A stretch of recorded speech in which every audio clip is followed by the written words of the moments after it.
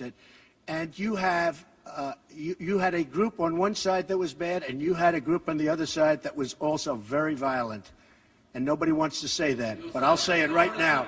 You had a group on the other side that came charging in without a permit, and they were very, very violent.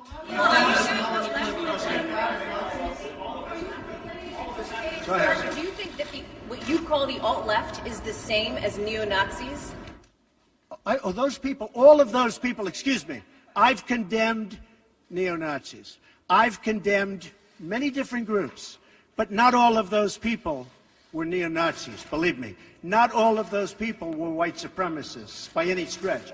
Those people were also there because they wanted to protest the taking down of a statue, Robert E. Lee.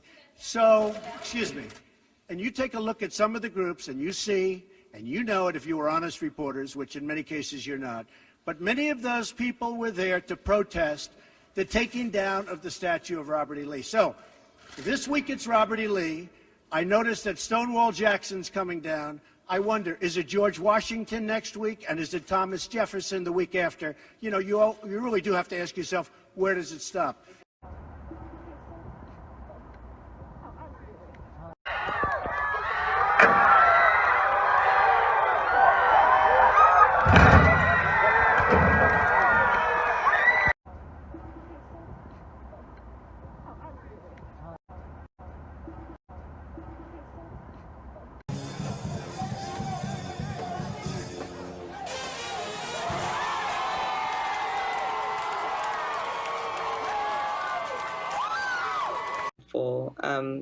I also think that it might, I think of a lot of things. The first thing I think is that we actually do have an ideological frame. Myself and Alicia in particular are trained organizers.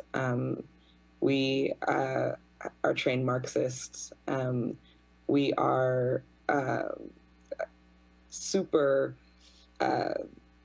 versed on sort of ideological theories. And I think that what we really try to do is build a movement that could be utilized by many, many Black folk. Let's get right to the new developments in the massacre of those 5 police officers in Dallas, an act of madness that has injected a whole new level of anger and fear into America's already fraught debate over race and law enforcement. Overnight, large street demonstrations have been going on in cities across our country.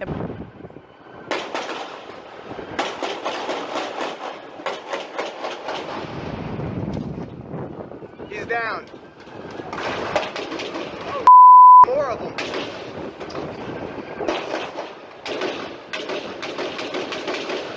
I want to move now to the investigation focusing on the gunman, 25-year-old Micah Johnson. He was a former Army reservist, and this morning the AP as well as the New York Times are reporting Johnson was accused of sexual assault by a female soldier when he served in Afghanistan. He reportedly received an honorable discharge for reasons his military lawyer says he doesn't understand. And ABC's senior justice correspondent Pierre Thomas joins us now from Washington with more on what we're learning about the gunman. Good morning, Pierre. Good morning, Paula. The suspect's motive disturbing: racial hatred and simmering bitterness for police. Authorities say this is the deadly sniper, Micah Xavier Johnson, a former military man who went hunting for police, specifically white officers. One officer down.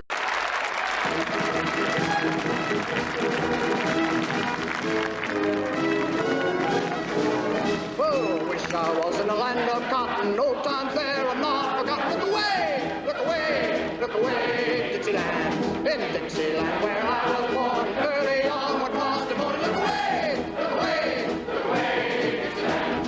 I wish I was in Dixie. Hooray, hooray, in Dixieland I'll take my stand and live and die, Dixie. Away, away, away, that's not Dixie.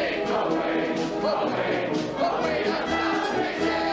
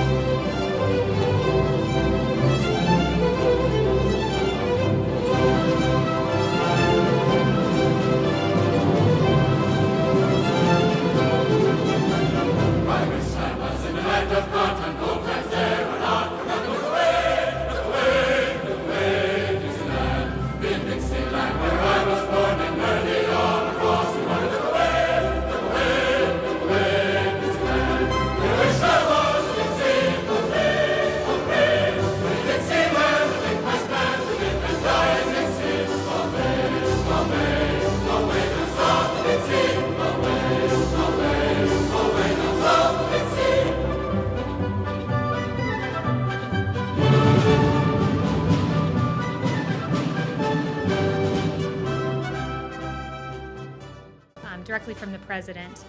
It has been suggested that we should rename as many as 10 of our legendary military bases, such as Fort Bragg in North Carolina, Fort Hood in Texas, Fort Benning in Georgia, and the list goes on. These monumental and very powerful bases have become part of a great American heritage and a history of winning, victory, and freedom. The United States of America trained and deployed our heroes here and won 2 world wars. Therefore, my administration will not even consider the renaming of these magnificent and fabled military installations. Our history as the greatest nation in the world will not be tampered with. Respect our military. I knew these men. Green Berets out of Fort Bragg. Now what the hell would I do? An engine ladder makes you flatter in the fire. Look away, look away, Dixieland. Then moving down and stretch your back, let's do land along the ground. Look away, Dixieland. I wish there was a Dixie, away, Dixieland. Take my stand and let me die, Dixie. Away, let's go, Dixie. Away, let's go, Dixie.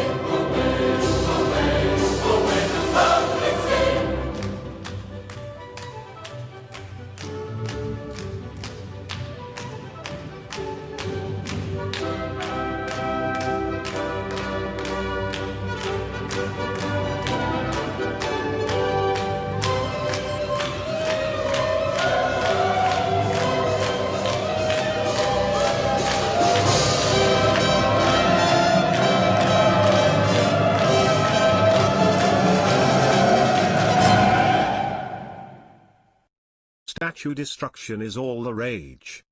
And it's not just the statues of the Confederate era too, including eminent Union General Grant. The inevitable jump has now come for the Revolutionary War statues. All of this in the midst of police morale tanking. In the instance of Confederate era personalities, it is worth persevering with the policies that allowed the construction of these statues and the hanging of these portraits in the Capitol building in the first place.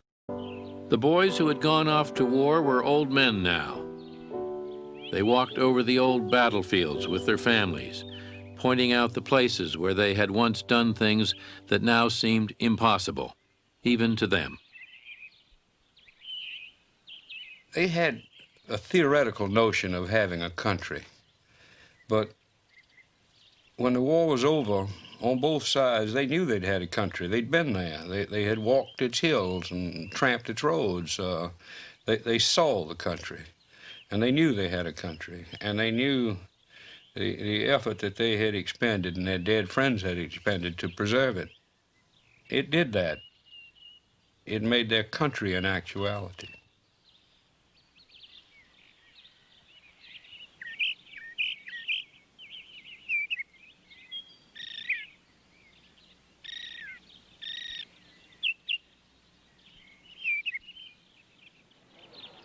By the turn of the century, monuments and memorials and statues stood in city parks and courthouse squares from Maine to Mississippi.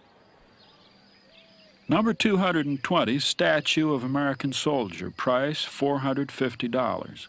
When used as a family monument and photos of the deceased soldier can be furnished, we will model a new head in a true likeness. The extra cost will be but $150. The Monumental Bronze Company, Bridgeport, Connecticut.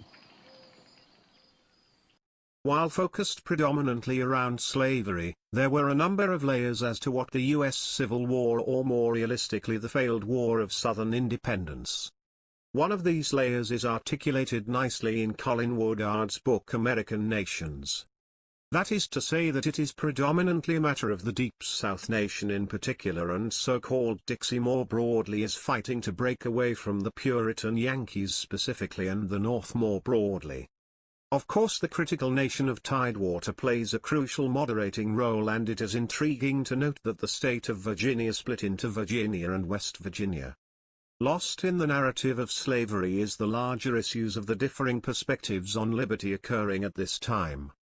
And it can be seen as something of a more forceful continuation of the political science debate that can be found within the Articles of Federation and Articles of Confederation debate that occurred around the time of U.S. independence. General Lee's post-war correspondence with British Liberal figurehead Lord Acton makes for interesting reading, as does General Lee's remarks that, quote, "The North has used the doctrines of democracy to destroy self-government," end quote.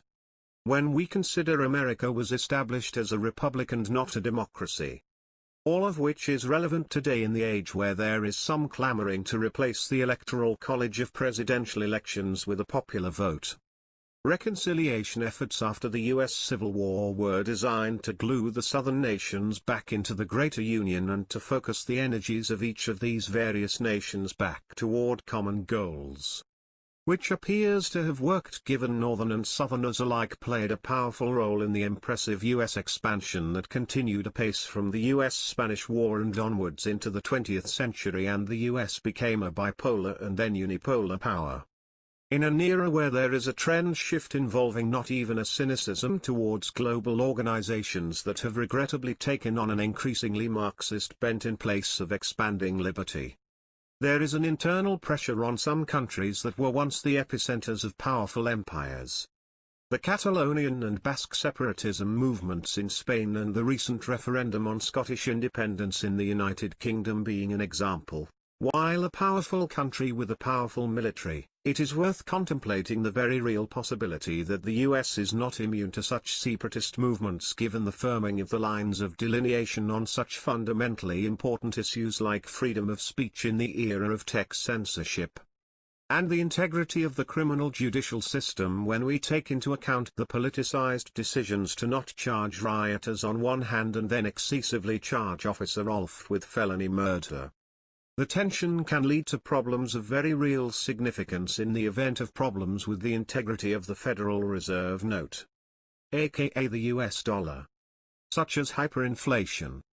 If the mechanism for discussing intense differences of perspective via the public square no longer exists due to tech censorship and the destruction of statues and banning of flags to accompanying pejorative cry of slurs, if prominent figures from either the Revolutionary or Civil War era are not celebrated for their contributions to the greater fabric of the greater country because of the happenstance they were involved in the dastardly yet at the time normalized slavery system of economics, or bases renamed because the general after whom they were named fought for their state before the greater Union, yet are framed as traitors on the basis that a contemporary general would be a traitor if they fought for a hypothetical EU army before a national army.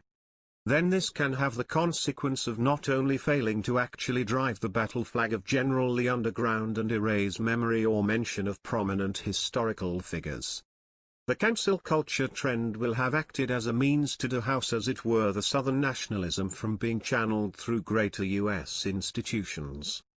As people inevitably begin to not only push back and revolt against the Marxist authoritarianism, then the figureheads and the symbolism will be adopted with heavy emphasis. And so we can see the irony that this pushback may actually feed into a strong resurgence of nationalist sentiment. Just as the Tea Party of Ron Paul was an adoption of the old Boston Tea Party channeled into contemporary libertarian ideals before it was co-opted into something else before dying off in the Obama era.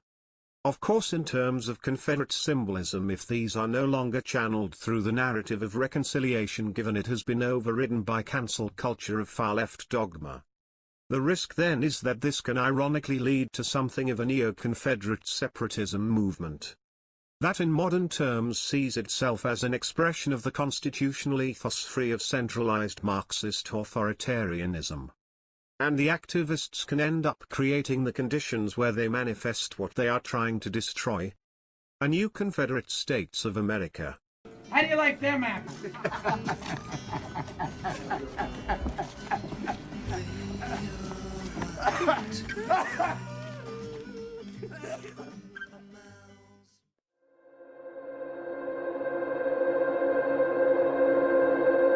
Subscribe. Comment in the section below. Hit the bell for more notifications.